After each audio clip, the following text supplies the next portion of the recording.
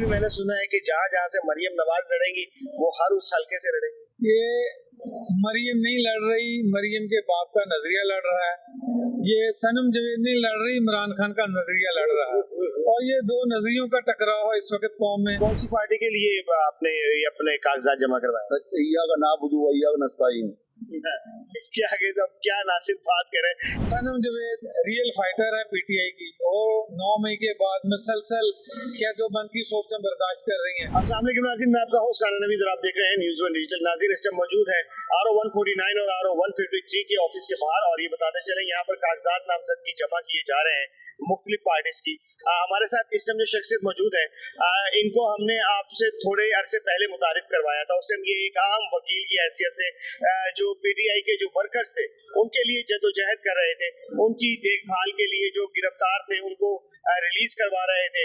لیکن آج ان کے اوپر جو علاقہ کے لوگ ہیں ان کا اتنا اعتماد ہو چکا ہے، جو ان کی پارٹی ہے، جو ان کی لائر فارم جو ہے ان کا اتنا اعتماد ہو چکا ہے کہ ان کی طرف سے ان پہ زور ڈالا گیا کہ یہ الیکشنوں میں حصہ لیں.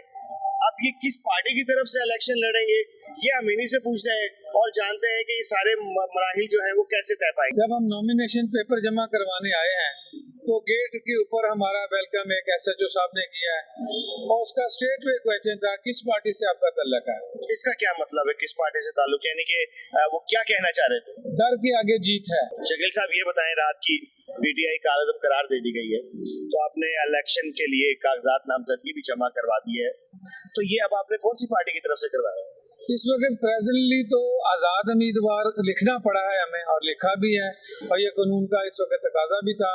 لیکن یہ جو فیصلہ رات ہوا ہے یہ کل عدم ہو جائے گا ہائی کورٹ سے، کیونکہ ایسی 1947 سے لے کے آج تک ایک بھی نظیر نہیں ملتی کہ کسی پارٹی کو الیکشن سے ایک ماہ قبل اس طرح جو اس کا جو ہے سمبل واپس لے لیا جائے. آپ نے 2 جگہ سے اپنے کاغذات نامزدگی جمع کروائے ہیں، PP 153 اور 149 سے.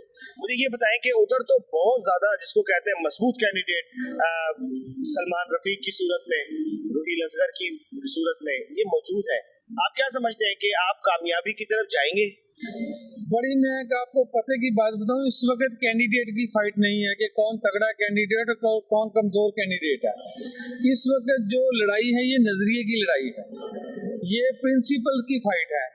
اور پرنسپل کس کا تگڑا ہے، سٹینڈ کس کا تگڑا ہے، لیڈر کون سا سچ بول رہا ہے. پی ٹی آئی کا جو نظریہ ہے وہ ہے کرپشن سے پاک معاشرہ، ریاست مدینہ کی طرف ہماری جو پیش قدمی، ہم نے اس ملک کو ایک فلاحی اسلامی ریاست بنانا ہے.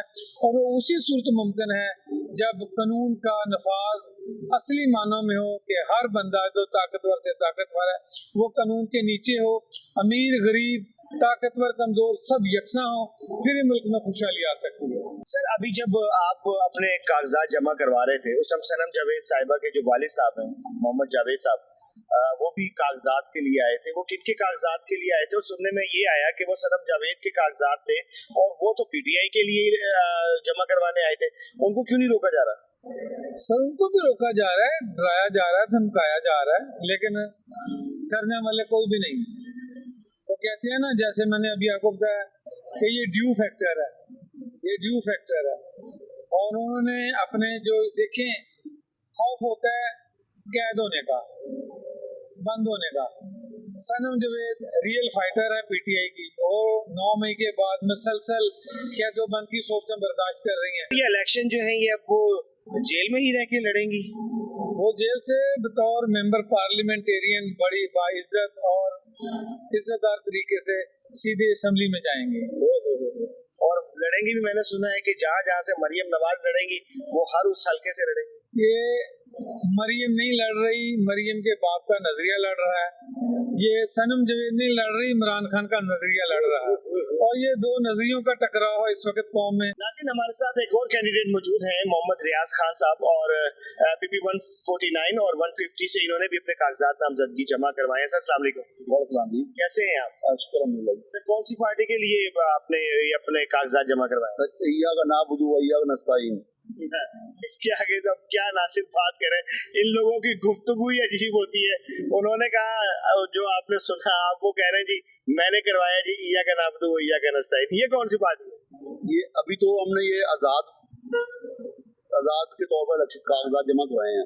हमें आगे इनकी पॉलिसी का अंदाजा था कि इन्होंने हमारे साथ क्या कुछ करना है, इसलिए हमने तो आज़ाद सीधे पेपर जमा करवाए हैं। अभी जो कल रात में नोटिफिकेशन दिया गया, बल्ला वापस ले लिया गया। अगर हम पहले अगर लिखते थे हम पेपर के ऊपर PTI, और उन्होंने अभी हमें फारग कर देना, वो तो बैन हो गया जी, आप अपने कागजात ले जाइएगा। आपको भी रोका उन्होंने बाहर? नहीं, देखो रोकने का गुनाह ऐसे है कि जब आपकी एंट्री इतनी मुश्किल है कि जैसे आप कहीं कोई जैसे तो जा रहे हैं ना, तो आप सारी टोटल इन्वेस्टिगेशन हो रही है, आप क्या नाम है, आप कहाँ लीगल रहाओ, चार जगह वो स्क्रूनिंग हो रही है, जहाँ कोई सिक्योरिटी रिस्क होता है। एक डॉक्यूमेंट्स में इतनी दुश्वारी है और आपकी एंट्रेंस में इतनी दहशत लाई हुई है कि इतनी फोर्स बैठी है कागजात जमा कराने में। एक जगह चेक कराओ, दूसरी चेकिंग, तीसरी चेकिंग, फिर आगे जाके डॉक्यूमेंट पेश करते हैं हम लोग। यानी कि आप लोग अपनी तैयारी से आए थे, जो आपके कागजात जमा हो गए? हाँ, हम तैयारी से आए थे। क्या आप देख सकते हैं कागजात जमा हो गया, तो सारे कागजात जमा। कोई प्रूफ नहीं दिया आपको? एक स्लिप दी हमने, रिसीविंग स्लिप दी है, हमारे जो हमारे कागजात एडमिट हुए हैं उसकी स्लिप दी है। क्या हम वो दिखा सकते हैं, आवाम को देख सकते हैं? नाज़रीन, ये मोहम्मद रियाज खान साहब की जो कागजात नामजदगी की जो स्लिप है,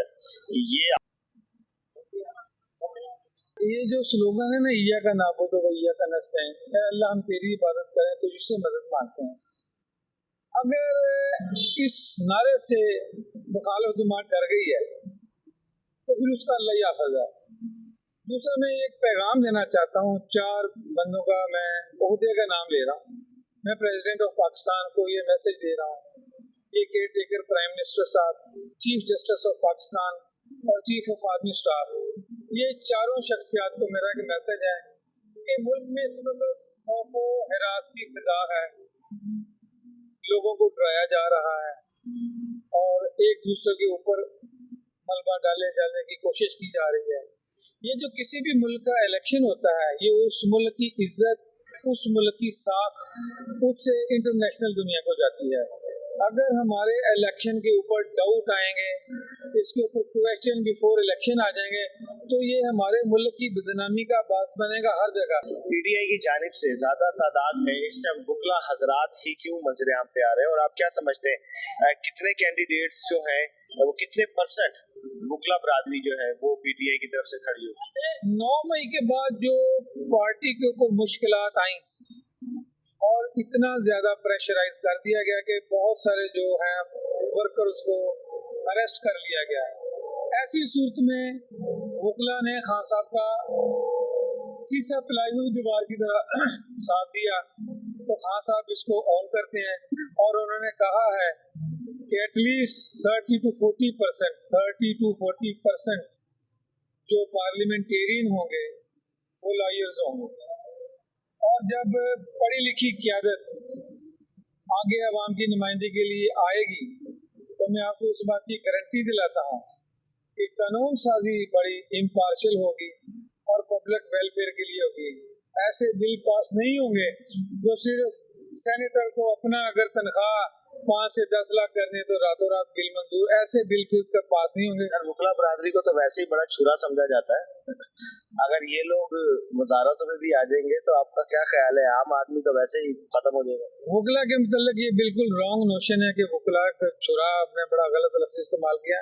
वुकला प्रोटेक्टर ऑफ दी सोसाइटी होते हैं। नहीं, वो तो है, आप ये लेकिन इधर तो ये भी देखा जाता है ना कि किसी को कोई वुकला जो है केसेस इतने लंबे कर जाते हैं, पैसे पैसे पैसे पैसे, लोग तो इनसे वैसे थोड़ा सा डिस्टर्ब भी रहता है। देखिए, चंद एक ब्लैक शीप मुआशरे के हर फील्ड में होती हैं। आपने देखा होगा डॉक्टर गुर्दा निकाल के भेज देता है मरीज का, इसका मतलब ये नहीं है कि मेडिकल का प्रोफेशन हम बदनाम कर दें। कमेंट सेक्शन आपके पास अपनी राय का इजहार कीजिए। अपने मेजबान राना नवीद को इजाजत है इस उम्मीद के साथ कि आप अपना बहुत सारा ख्याल रखेंगे। अल्लाह हाफ़िज़।